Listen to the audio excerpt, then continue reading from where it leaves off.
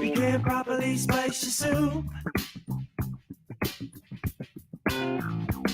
You got the peanut butter, but no jelly.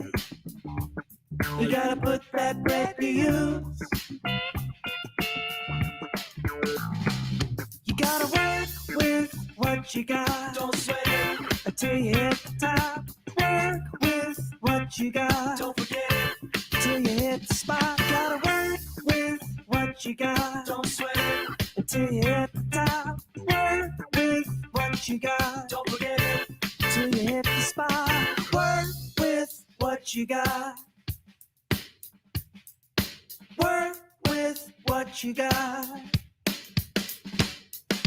Work with what you got. Work with what you got till you hit the spot.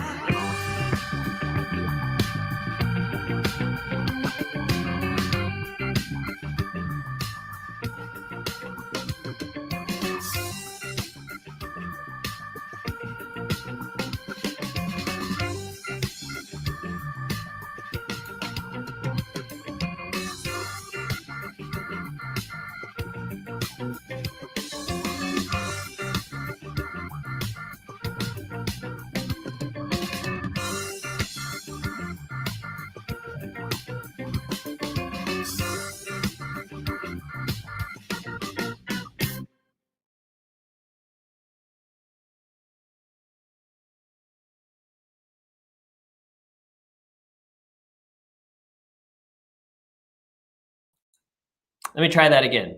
And this time I can lip sync myself. Hey, Facebook. Hey, YouTube. Can you tell we haven't done this in a while? Hey, it's so nice to be back live. Welcome to Next Up Accessories, where we connect your next up and vehicle personalization to make you more money and happier customers.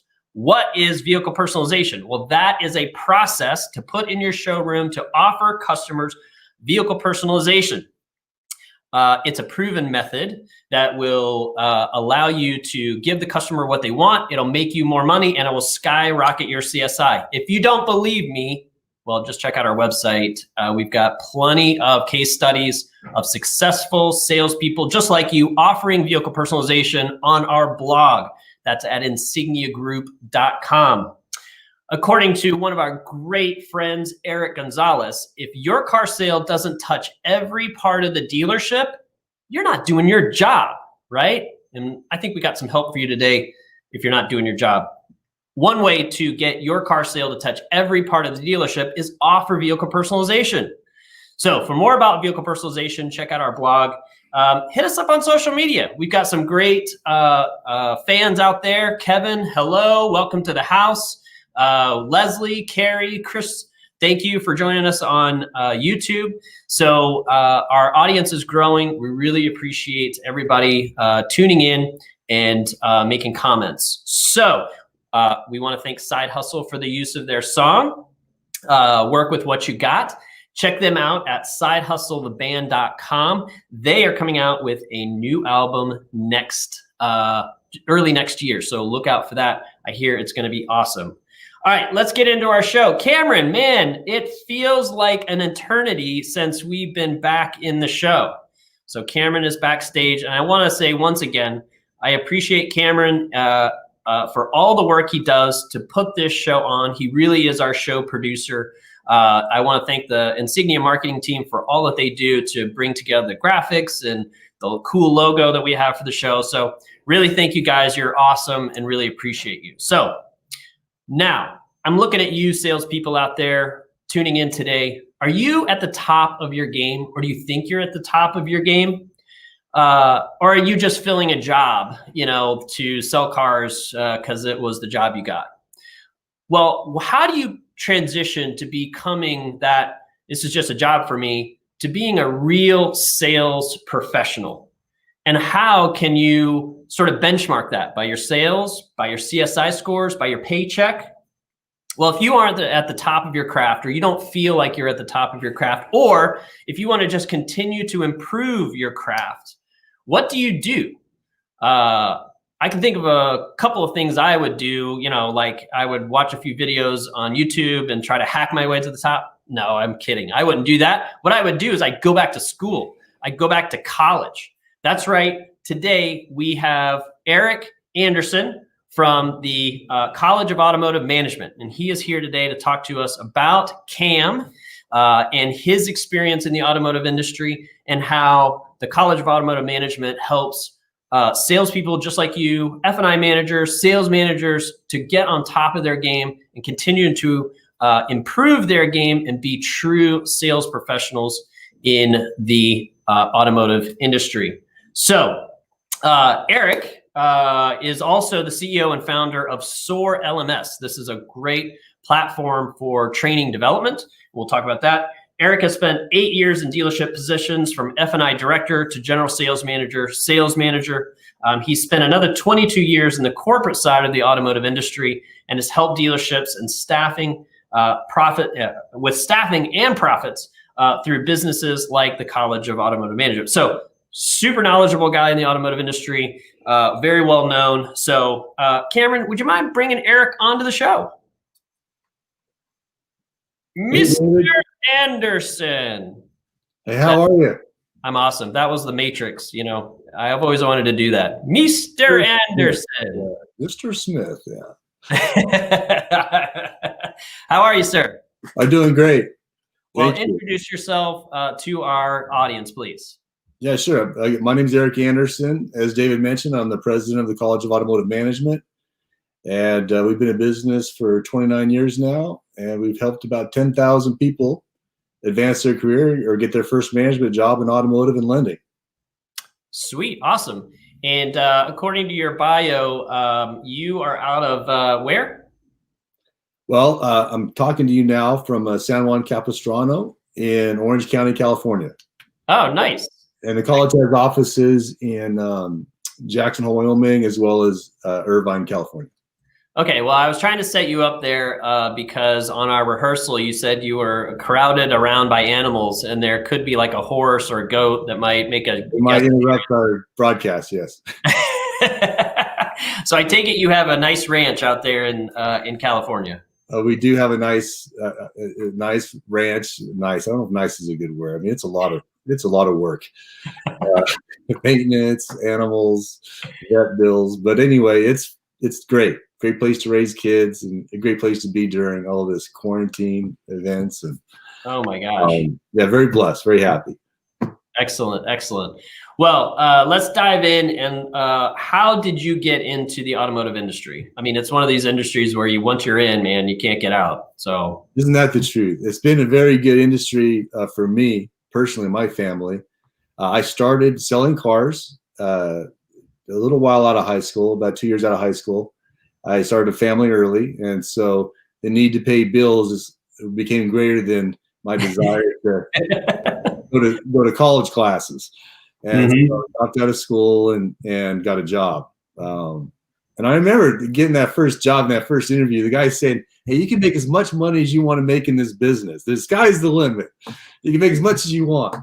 And I spent the next 2 years making nothing. It was brutal. I would sell my 8 to 12 cars a month, and I was the top half of the team, I guess. But I would make $2,500 a month, and I would wonder every month how I'm going to pay the rent next month, and it was tough. Yeah. So I know where a lot of salespeople are coming from when I'm talking to them, and the guy was right. The sky is the limit. You can decide how much you want to make, but you have to have a plan, and you have to have a business plan. And nobody gave me that. They just gave me my schedule. Here you go. Yeah. And, dive right in. Yeah, some tips on what they're doing or what have you. Sales training from this guy or that guy, but nobody really gave us a business plan. And I think that's what's unique about the college is it's the College of Automotive Management, not the College of Automotive low-paid salespeople. Right. And the first thing I learned at the college was I have the ability to manage myself in a much superior way than I had been doing, and to get a lot more information than I had. and I learned that I could build a business inside the dealership's business. There you go. And Yeah. have him as my partner. He's got the cars, he's got Yeah. the finance companies, he's got the licenses, he's got the people to do everything administratively I want to spend time doing, so it takes away from my selling time. And when I learned how all that works and how I should be working my own business within that, Right. it changed everything. And we went from $2,500 a month to $25,000 a month, and it was a much different world in the car business. Right. And everything was different because I could see now, and that's what education and knowledge does. I think one of the things that's special about it is it helps you see. If it's good training, good knowledge, helps you see a path and a way to get where you want to go. Yeah. So let me ask you, there's some kind of an inflection point, I think, in my observation. Truth be known, never sold cars, never worked in a dealership. I have a unique ability, though, that I can blend in and pick up the vernacular and pretend that maybe I'm a good actor because I pretend that I understand and can empathize with what salespeople go through. And what I've observed in those conversations and in that interaction is there really is an inflection point where, hey, this is just a job. I'm just here. You know, I could be on the phone doing my follow-ups, but I'd rather be looking at ESPN, right? I mean, that's one kind of salesperson. And then there's a point of time they cross over and say, okay, I really want to invest in this profession that I'm in. And so what are the key points in that inflection point to you, where you went from, this is just a job, $2,500 a month, I'll do my 8 to 12, cars. But what was it that kicked you to say, there's got to be more to learn about this? There's got to be different ways to do this. Was it someone in the dealership that you were emulating, or was it something dropped out of the sky and was like, hey, you should read this? Or, what was it for you? That's a great question. And I think it's different for different people. For me personally, it was a culmination of events. And I think it starts with who you know and what you know. And I needed a who you know in my life. I need someone to give me a break, to give me a shot, and I wasn't getting it at my dealership. Yeah. So I went to work for my father, and he had a successful finance company. He had a successful F&I company, insurance company.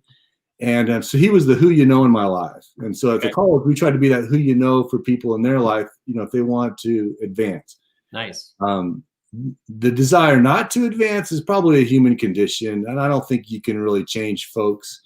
They just may not have the initiative or the ambition of another individual.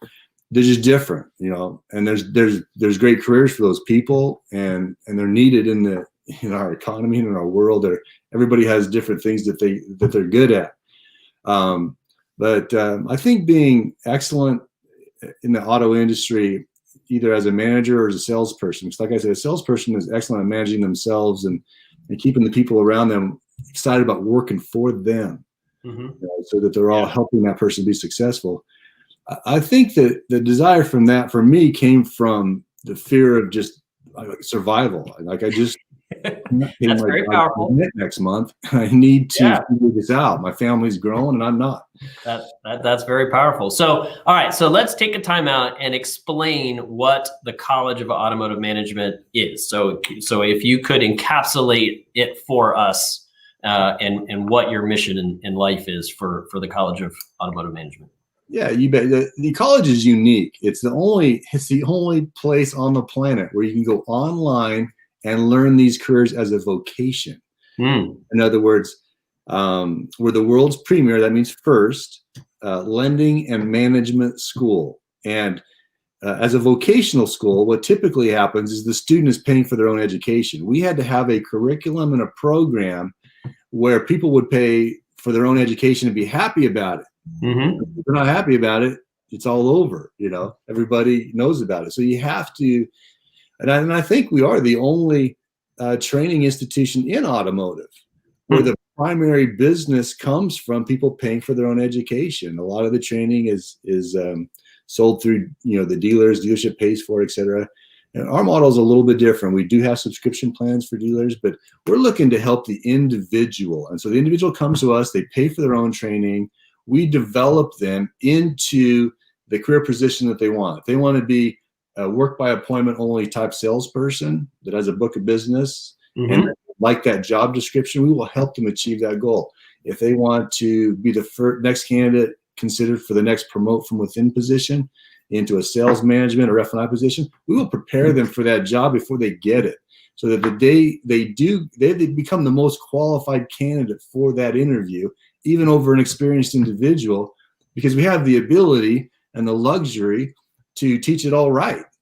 Right. That's awesome. Yeah, the case studies and the mock events, desking deals, looking at bureaus, going through the software on desking, going through the software on F&I.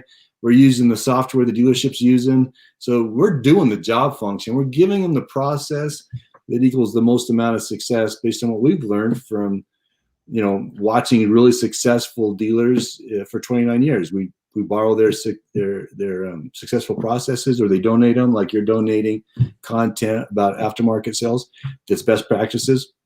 And that's what we also borrow. So great. It's really, it is.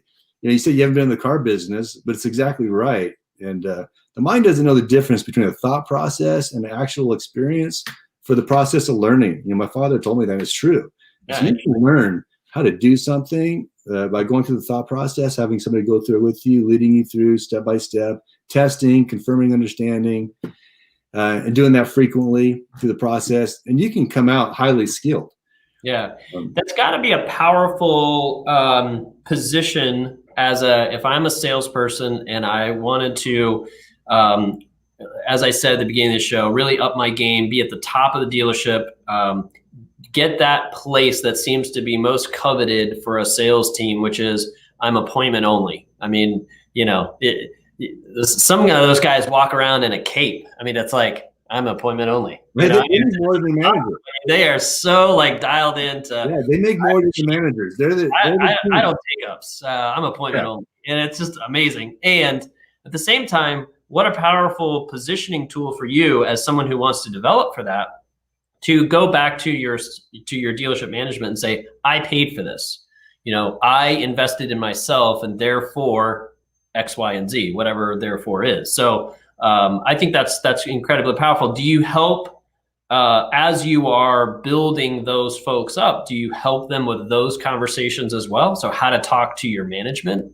Oh, absolutely. I would say we have a very high success rate in getting 100% of the tuition reimbursed for our graduates by their employer.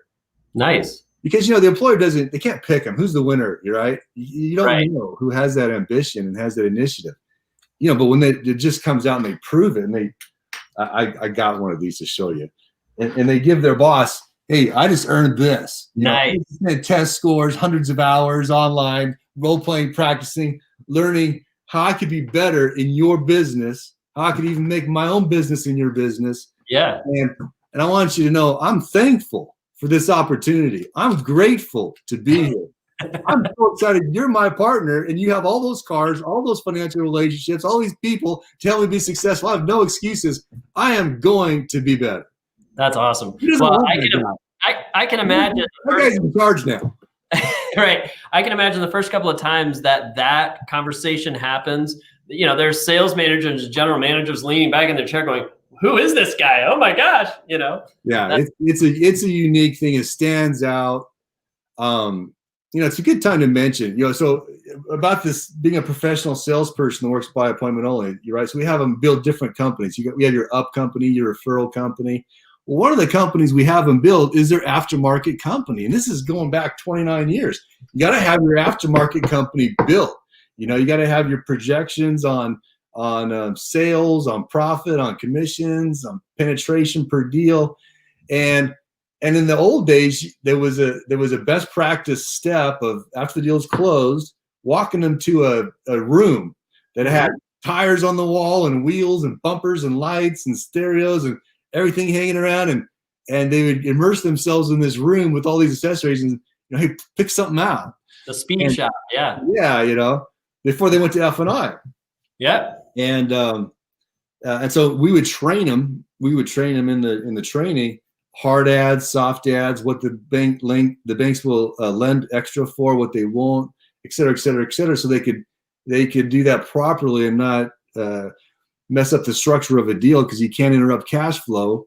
That's the number one thing they learn. This is a business, and you got to manage that cash flow for the dealership. That's one of your number one objectives, other than make sure everybody leaves happy, is you got to get those contracts funded fast. You can't mess up the structure, but you got to get it maximized. Right. There's almost always room for accessories in a monthly payment without cash. But then think about everybody leaving to go put those accessories on their credit card. They're going to finance it on their credit card, so they can do that right here. Right. And knowing whether I need to take this money on a credit card, or I could put it in the deal before you walk into that accessory department, or now before they walk into your virtual accessory department, which is even better, is like an example of a critical piece of training and knowledge they need that they probably won't get from the dealership. Yeah. Oh, 100%. Yeah, absolutely. And you touch on something that I'd like to kind of expand on, this whole idea of businesses within the business. I've said a number of times publicly that if I were a salesperson and the dealership that I work for did not support vehicle personalization as a broad business model within their business, I wouldn't care, right? Because what I would do, I would care, but I wouldn't care, because what I would do is I'd go and I'd make my contract, my business plan with my parts manager. And yeah, I'd go right around my sales manager. And guess what? He'll probably chew me out the first and second and third time that I do this. But the fourth time I put $1,000 worth of additional accessories on a vehicle, he's going to shut up. My parts manager is going to back me up. Service manager is going to install them. He asked for them. She asked for them. I don't know what to tell you. I just feel like sometimes salespeople feel like they're trapped. They're trapped in their own sales department, and there's two other departments out there who are desperate to try to work with them to get them to offer accessories and additional add-ons to their vehicle, to their car sales, because they know it's going to grow their business. So I don't know how you feel about that. I mean, it'd be kind of fun to lead that as a course in your college management, the David Stringer go around your manager, theory, but that probably wouldn't float too well too long. Well, you got to have respect, right? You want your manager working for you, helping you by you serving, helping them, elevating them in their position, showing them respect, making their job easier, not harder. And I got to tell you, I believe the issue a lot of managers face is they don't know where they're at in that deal. Mm-hmm. They don't know. Gosh, I mean, I got this deal. There's a lot of profit in this deal. I got this deal pretty maxed out. If I put another $1,000 in here, I might be out of whack. I might not get it funded. Don't mess with it. Just get it to F&I. Don't mess with it. And let's just get this deal on the road. And that comes from lack of knowledge. Yeah. And there is no formal training on the planet for automotive loan underwriting other than this one. Interesting. And so if they didn't come in, how did, unless they spent the time and learned it, then they were an excellent F&I manager, and they were, even more importantly, though, an excellent F&I director, and they understood loan underwriting, deal structuring, credit bureau analysis. And they understood all of that, not at the dealership level, but at the lending level. So they can work at the lender. They could walk right in, sit in the chair, and underwrite loans, because we're a lending school. Remember, I told you I went to work for my dad. He owned a finance company, and that's where college was born. It's from lending. So we taught everybody lending. Lending opens the door for everything. Dealership uses it to buy his property and to buy his facility in most cases. He finances a portion of that. Allow flooring on new cars, maybe sometimes used if they're short on cash. Lending is critical to building your business within the business, understanding how that works for them, how that's going to work for you. And then when you get down into deal structuring, you could screw up a deal if you don't put the accessories in the right place or don't collect for them right. But you can also, like you said, become the hero. And you can become the hero 100% of the time. You'll always, like you said, get his support if you're doing it intelligently. And you can know exactly what you should do with all the dollars, whether you collect a credit card for them, whether you're going to put it in the finance. And a lot of times our salespeople do know more about lending than their managers, but they learn how to use that information to serve and to do their job and not second guess or some of the things that would not come off very well. You mean the David Stringer method? Well, no, I know what I'm talking about. My first F&I job, they would give me all this extra payment. They would call it late, but they did customer wasn't disclosed to the customer. And so I could never get through that conversation honestly without giving all the money back. I said, listen, man, your payment's $50 too high. For the car, it's $50 less. I have these things. I'm going to help you with them and collect it back and do it properly, right? Do it legally and honestly. And I would never tell the desk man I'm doing that. I wouldn't tell him I'm giving him back all the leg that he gave me. He freaked out. Yeah. You didn't have to worry about it because I always kept it, added some more through selling and not jamming. And so you can just be much better and you can make more money selling instead of jamming. And that especially applies to accessories. Yeah, definitely. So we got a comment here from Jason. Great point, Eric. I'm going to try to read this out loud. I'm probably going to stumble through it, but how do you handle the concern by some of your clients that an aftermarket presentation is going to limit the F&I success? Here, we hear that everyone, and so while though, I'm sorry, I'm trying to read that. We hear that everyone and though we offer explanation and proof that it isn't the case, we're always eager to hear the explanations from moguls such as yourself. Well, careful there, mogul. Beggar that found bread that wants to share where the bread is. I would say that would be me. So what Jason is talking about is a classic dealership objection. We don't offer accessories here because it screws up F&I. We don't want to cannibalize our great F&I department. And so we've done research and we've disproved that, wholeheartedly. But what do you hear and what would be your approach? Well, I would like to follow winners and leaders because they already went through all the hard part, right? Right. So, one of the biggest accessorizing dealerships in the world, I think, is Galp and Ford. Yes. They call it galvanizing the vehicle. Yeah. And they have entire businesses built around galvanizing Mustangs and trucks while they sell 1,000 Fords a month there in LA. So they're good at what they do. They're the number one Ford dealer in the world the last 29 years, I think, is their advertisement. And so they're big into accessories. They're also big into F&I, and they're also big into selling a lot of cars. So they are not having that thought process, and they're number one. And so what's different between the way they think and the way somebody else thinks? And they were one of the first dealers that I was assigned to work with. So a lot of my training and education that I have came from them and their managers and the way they think and thought process. And so it's all what they do is they understand that the sales process, like you said, it touches on all the dealer aspects of the dealership, but also touches on all the profit points of the deal. So the best sales process maximizes all profit points of the deal. And the first one is the car sale, the front end growth, and the back end growth. So all of it's affected by all that conversation up front by salespeople, by closers, by desk, however that store is operated. It could be one price system, it could be TO or straight sale. It doesn't matter.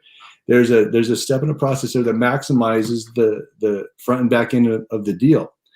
And accessories are there to help fill the gap when the front end is not maximized. Nothing with back end, it's front end.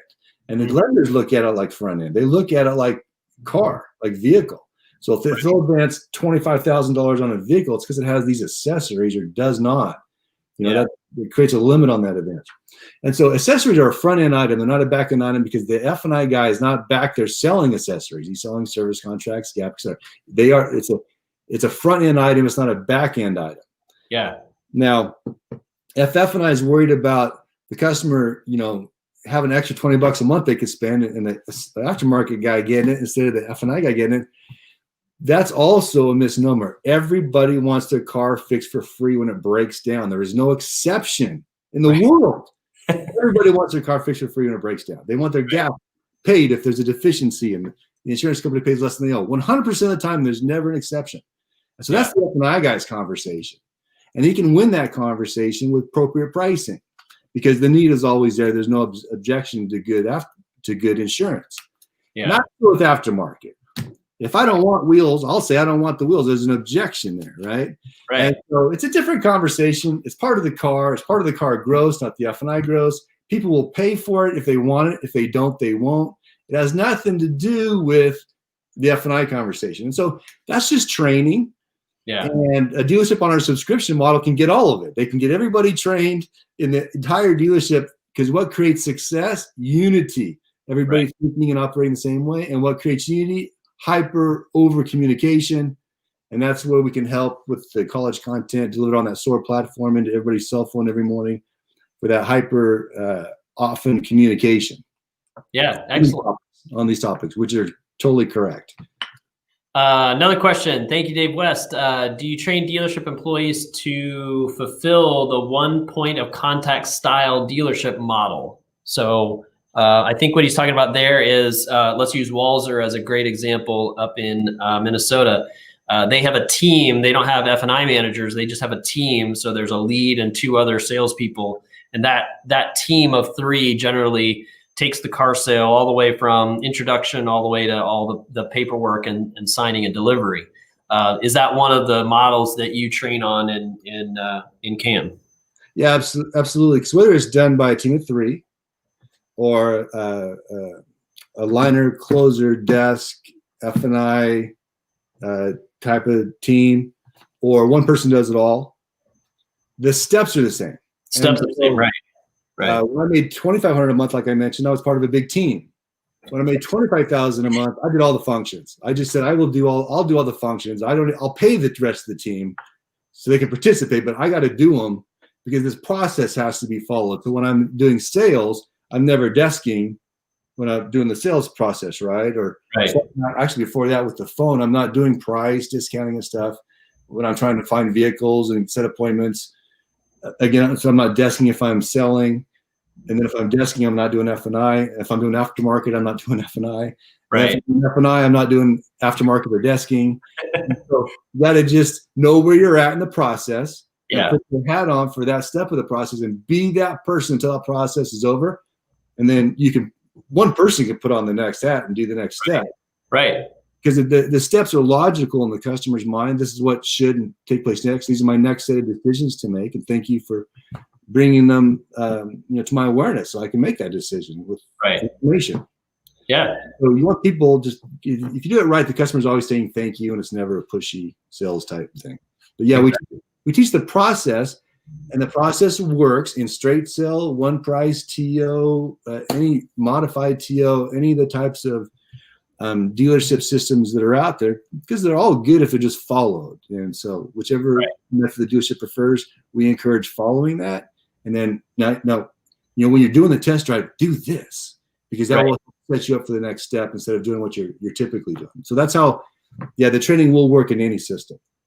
So you mentioned SOAR LMS, which is the platform that you use to deliver the content and deliver the training. So talk about that a little bit, and then kind of step backwards and walk us back through how does the College of Automotive Management work? Meaning, tactically, you were mentioning emails every morning.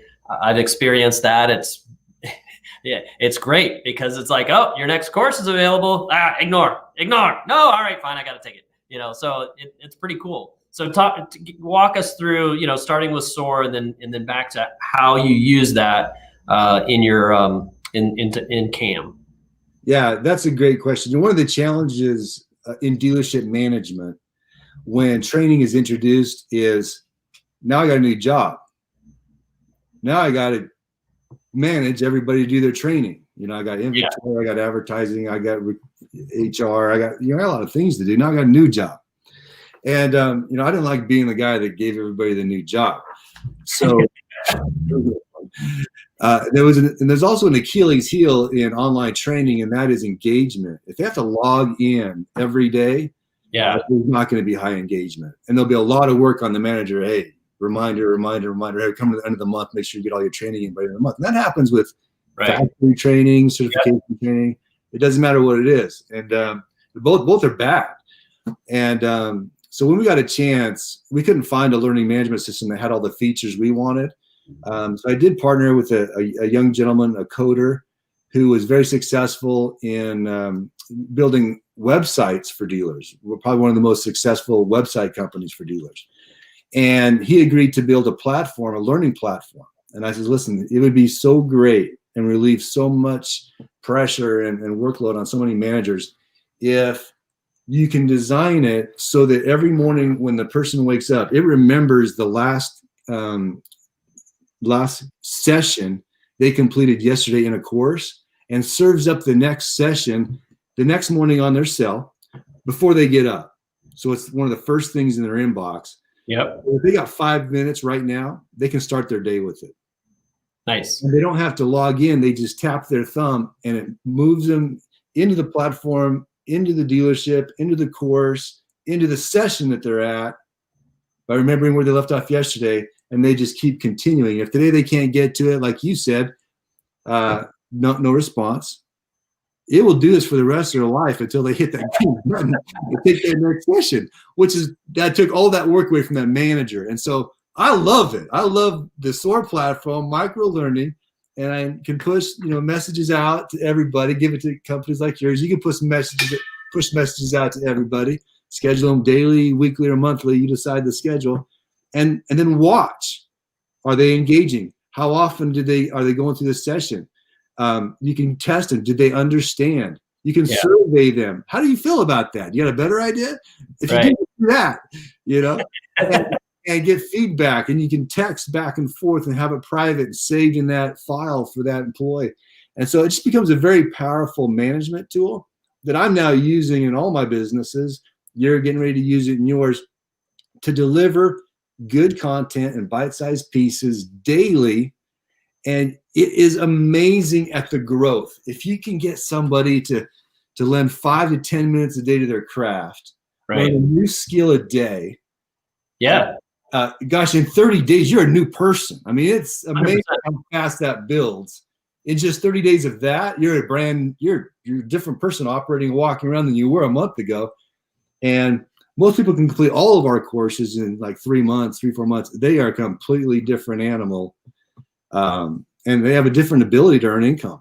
And the whole world opens up to them as far as employment opportunities. And so they can become an expert at selling accessories and sell a ton of them.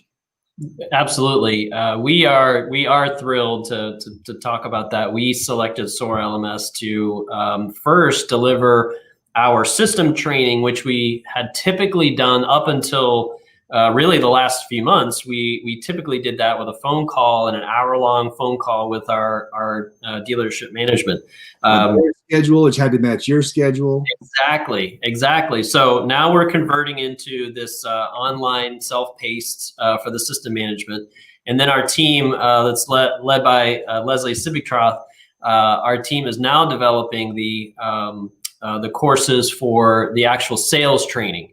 And I have experience. They wake up in the morning and my first email at the top of the heap is your catalog management class is ready for you to take. It's like, oh my gosh, delete, and finally I had to go to tell Leslie, turn this off for me. Of course, we don't want our customers to turn it off. I mean, it was. Well, hey, they have the option; they can unsubscribe. I was just testing it. So.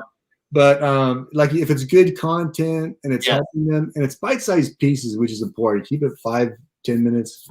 And you can do that. Each morning. You're right. I mean, if you are trying to literally learn something new and train, it's so much more healthy for you to take it in bite-sized pieces over a longer period of time, and then when you get to that point where you've completed those things. Well, you look back and it's like, wow, I have so much more knowledge now. And the daily investment wasn't, I got to sit down for an hour and read and go through online videos. Nope, it was just 5 to 10 minutes a day as you progress through it. So with the right content, if they're doing the job, they're likely to use that tip that day. In other words, they'll probably get a chance to practice it 2 or 3 times. And so by the end of that day, through the learning, then the application of that 5 or 10 minute tip during the day, or maybe they don't do a lesson for a couple of days and they just work on that tip for a couple of days. That's good. That's actually a really good strategy. Own it. So they own it. It becomes like their name and social security number. They can do that step or that verbiage or that response or this bridge to keep the sale moving along properly in their sleep, because now they got it. And so that's the key, is really helping them with the skill development, not just the training. Right. So is there a great case study or story of success that comes to mind of a student that really exemplified everything that you're talking about? Thousands of them. That's the college. That's the deal. Yeah, in other words, our only success is the success of any one of our students. And so when I went to the college, like 29 years ago, I went with a young fella. He's my age. I think our birthdays are a couple days apart, Sean Dale Grant. And you might have heard of the Dale Grant Auto Group. Mm-hmm. They're voted the number one place to work, I believe, for the last 10 years in a row. Nice. In Northern California. They sell thousands of vehicles. And, he came through the school with me. And my father, was teaching us and some other guys how to do business and how to do lending and how to do what's right by all parties, and how to have ethics and do everything in a compliant manner, and why that's critical to the foundation of the business. Mm-hmm. And now he runs, his father was a dealer. He runs one of the most successful dealer groups in the entire country. And, we played a part in that with that history. Another, Mike Green, he was working for his grandma in a restaurant and living in her basement, 21 years old. He came to the school, and at that time, the school was expensive. It was $14,000 because we had to do it in a classroom with a live instructor. And it was a lot of money. And they had to fly to California. They had to be out of work for a month, no income for a month, to sit 8 hours a day, 5 days a week. It's all online now. It's a fraction of that. But anyway, he paid all that money, and he went on to become the #1 F&I manager at Pendragon, all the Pendragon stores in California. Number one guy for every year. Ali Shah Nazari. This guy was a tow truck driver, tried to sell cars, couldn't sell 3 a month, went back to tow truck driving, saw one of our ads in the paper, he said, and he comes in. The guy's never made less than 6 figures a year. Wow. And loves being a professional salesman, and he attributes it all to one thing. The college taught me how to love other people. That's the key. Unconditional love never lies, cheats, or steals. Unconditional love looks out for the best in everybody's situation, and it does what's right in all circumstances. And it is the most powerful motivator to get people to want to work with you and do business with you. So I'm getting a lot about love. Program here for Cam. It is come for the dough, but leave with unconditional love. That's right. I tell them that's okay. If your first motivation to be nice to people and treat them right, and we define sales as satisfying another person's need or want, not trying to sell them something or convince them of an idea, but to satisfy a need and want. Number one need and want after survival is we love, like, and appreciate it. We believe and read and believe it. And so everybody needs to be loved, liked, and appreciated. We can do that. We're the product. We're in charge of quality control on that one. So we can do that every single day and get people excited about working with us. Nice. And so we're really big on that, because that really is the key. I mean, it's more important than a perfect script or objection handling is being real and being nice and being a friend to the people that you're meeting with and satisfying their need to be loved, liked, and appreciated. So Ali Shah Nazari comes out and he knows, because he can't speak English very well. It's hard to understand what he's even saying. And he wanted to work in Mercedes. He's all working in the Mercedes store. So he is the #1 salesperson at his Mercedes store and makes over 6 figures every year. And it's easy for him now. He goes, that's just easy. Yeah. But he's one of my favorite success stories. I love that guy. Another guy, Derek Spady, he was a 4,000. This is a good example because it's typical. He's a 4,000 to 4,500 a month salesperson.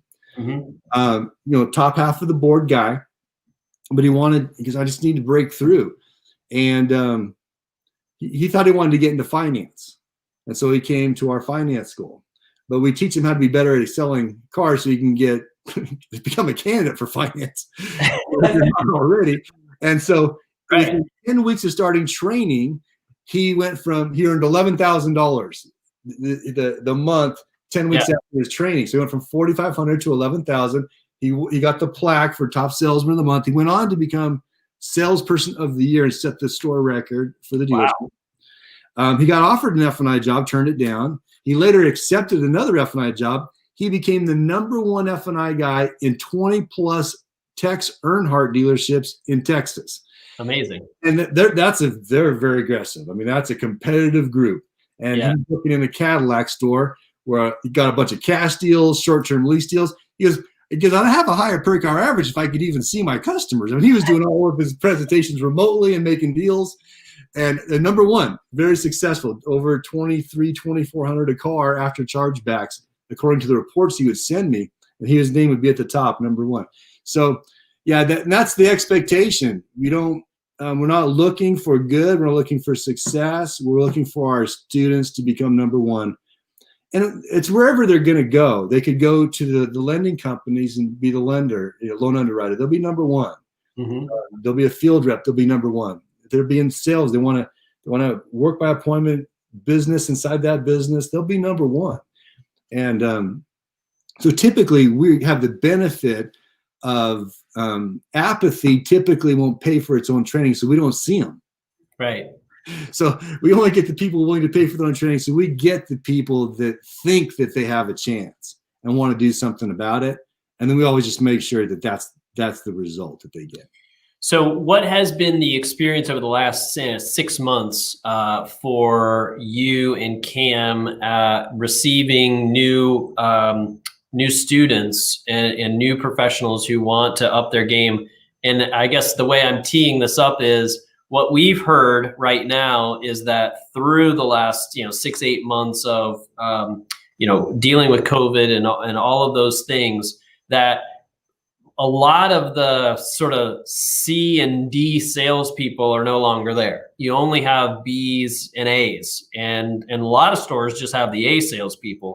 So are you seeing that there is definitely those B's that are, wait a second, I'm being left out because I want to get back to the top of the heap, and now I'm just working with the other top half of the board, as you talk about it. Seems like that's going to drive a number of folks to say, I got to get serious about this, and I've got to improve myself. I mean, what have you seen over the last 8 months, from the industry? Yeah, COVID really caused dealerships and the national shutdowns caused dealerships to have to take a close look at expenses. Mm-hmm. And they did that and how they operate their business. And the most successful companies do have people that can do it all. They're cross-trained. And so we have seen an uptick in our business and inquiries into our business for two reasons. Number one, the live person-to-person in-classroom training model is not kosher. It's not good for a number of different reasons. And so online one-on-one learning, like you said, at their time, anytime, mm-hmm. with testing and verification, where you can watch it on your cell phone. I can see who's in training, how fast they're going, how they're doing, test scores. I can see it all from here, from a management report. That has become the way that's necessary to operate. So we have that solution. But secondly is a dealership where everybody can do everything. Like if I can desk a deal and I can F&I the deal and I can talk to the lender and get the deal bought, and I can take this phone pop and make sure that they show up without destroying the profit in the vehicle by discounting price. I can do the sales process without muddying the water in any other category, because I know my role, I know my step, what to do. Having a team of people like that reduces the number of employees a dealership has to have. So that reduces his expense. It also allows him to pay that team, the individuals, more money per deal because they're capable of doing more parts of that transaction. Right. And they do hold a higher growth. So cross-training, where I'm a leasing expert, special finance expert, internet department, lead management expert, desking expert, out on the lot salesperson type of job function expert, F&I, and then of course lending relationships, F&I director, job function. If I'm an expert in all those categories, I'm more valuable to my dealership. I actually cost the dealership less money than having 5 people do those jobs that I could do. And I make more deals are made because of it, more gross is made because of it. But the thing is, the dealerships can't get their people to that level of expertise across. Yeah. It takes hundreds of hours of training. Right. For one person. But we can do it with the cell phone and the daily messages, and we can get it done in about 90 days with the whole team. Just a few minutes each morning. Yeah, and we get in about 90 days, we get the whole team. Yeah, that way, and that's we've seen a huge uptick in interest. I just haven't done a good job advertising all of that and making that known, because if I did, we would be swamped. Awesome. Well, we are. This has been awesome, and I really appreciate. First off, I really appreciate your passion for the business and what you bring to it. Clearly, it comes through the screen very clearly. Your passion for loving your salesperson, creating that love out there, and having that person go out and make the world a better place. And yeah, I mean, I can relay the experience of working with someone in a car deal who was great to work with, and the whole process just felt so much better. You just felt great because you bought something that was super expensive, and you're tying yourself to this payment or, this particular car that you're now going to have. And to have somebody who it would just create a great experience, it really sets you apart. And so clearly that's the things that you're doing with Cam. So if I were a salesperson and wanted to figure out how to get enrolled in one of these classes, what am I doing? Where am I going? Tell us the web address. Tell us how to get in touch with you. Nice of you. This is a nice plug for Cam. Yeah, absolutely. Go to collegeofautomotive.com. Collegeofautomotive.com. Excellent. Automotive.com. Fill out any of the requests for info or ask. You know what? Get in touch with one of our career coaches. We give everybody a career coach for a year. Nice. Personal person that's at your beck and call to help you with your career, and they'll be pushing content to you periodically as well to encourage you and to help you find the success you're looking for, find the path that you need to get to that success, meet the people you need to meet that will help you get there, the who you knows in addition to the what you knows. And we give everybody a career coach. And so why don't you call us, talk to a career coach, see if there's a synergy there, and see how you feel about that, and then just take the next steps, whatever are natural from there. That's what we'd recommend.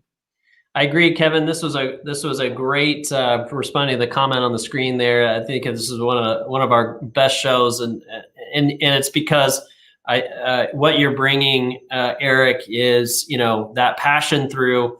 This is a career. Selling cars is a career. It's not just a job. And if you really want to do it well and grow in that business, it can be very lucrative. It can be very fun. It can be very satisfying. And clearly, College of Automotive is helping to promote that. So that's awesome. Last question, and we always ask this on Next Up Accessories here. What do you drive? Well, I got a ranch, so I need trucks. I could have taken that guess, but I thought, now, are you my favorite truck is the Dodge. Are you a new truck guy? Where are you? Trucks? I just got a King Ranch Super Duty, which I like. It's Okay. good from Holland. But my favorite truck is the Power Wagon, the Dodge Ram Power Wagon. Nice. And my favorite accessory is the 12,000-pound worn winch that came with it on the front of it. Nice. We Yeah. got trees, rocks, stumps with that thing. That is a workhorse, and that accessory is a tool. And That's nothing funner than. Well, I expect that you're going to take a picture. Get your wife, somebody to take a picture of you next to the winch and send it to us, so we can post it on our social media and Facebook. So I put new leather in there. I put wheels, tires, bedliner, everything. That's right. Oh, we got to see this. That's it. Everybody does that. Everybody does that to their truck. The dealership can get all that money. Absolutely. Well, again, thanks for folks tuning in. I really appreciate all the comments. I saw some great chatter happening back and forth. As always, we have such a great audience, and thank you for tuning in. So Eric, once again, thank you on behalf of Next Up Accessories. Check us out online at nextupaccessories.com or find us at insigniagroup.com. Right back here. Let's see. Our next episode, thank you, Cameron, is December 16th, where we will have another live show. So I'm David Stringer. This is Next Up Accessories, where we connect your next up and vehicle personalization to make you more money, happier customers, and skyrocket your CSI. We will see you back here December 16th, 1 p.m. Thank you so much. Eric, appreciate it, sir. We will be back. David. That was a pleasure. Thank you. All right.